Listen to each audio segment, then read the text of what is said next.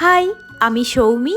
আশা করি তোমরা সকলে খুব ভালো আছো। আবারও একটা নতুন ভিডিও নিয়ে তোমাদের সামনে হাজির হলাম। দিনটা ছিল রবিবার। সকাল সকাল স্নান করে পুজো করে এসে এক গ্লাস দুধ নিয়ে বসে পড়লাম। আজকে সকালে টিফিনে আমি এটাই খেলাম। অন্যদিন সকালবেলা টিফিনে রুটি আলু ভাজা থাকে, না হলে দুধ রুটি থাকে। আর আজকে রুটি না করার কারণ হচ্ছে আজ তো রবিবার। আজকে দুপুরে খাবারে মটন বিরিয়ানি আর চিকেন কষা থাকবে, ওই জন্য আজকে সকালবেলা আর রুটি করিনি। তো যাই হোক, আমি তো বিরিয়ানি করতে জানি না, আর কিছুদিন ধরে আমার খুব বিরিয়ানি খেতে ইচ্ছা করছিল।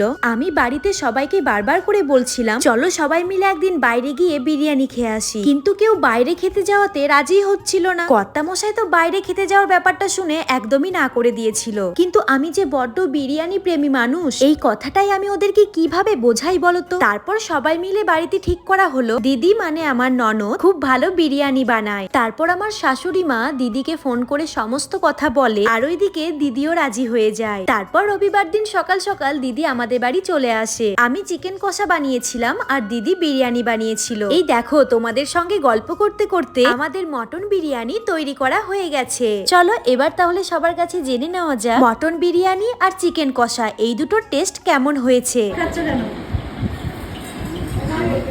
বিরিয়ানি খাও না কেন? ইচ্ছা করে না? কেমন হয়েছে?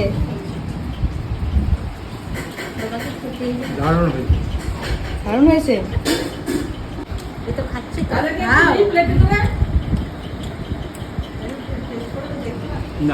দারুণ।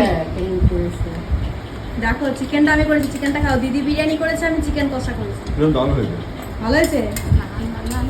জিজু বলছে ভালো হয়েছে। তুমি খেয়ে দেখো তো কেমন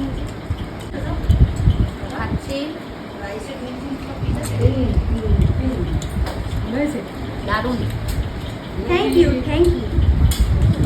চলো এবার আমরাও খেতে বসে পড়ি। আমার তো খুব খিদে পেয়ে গেছে।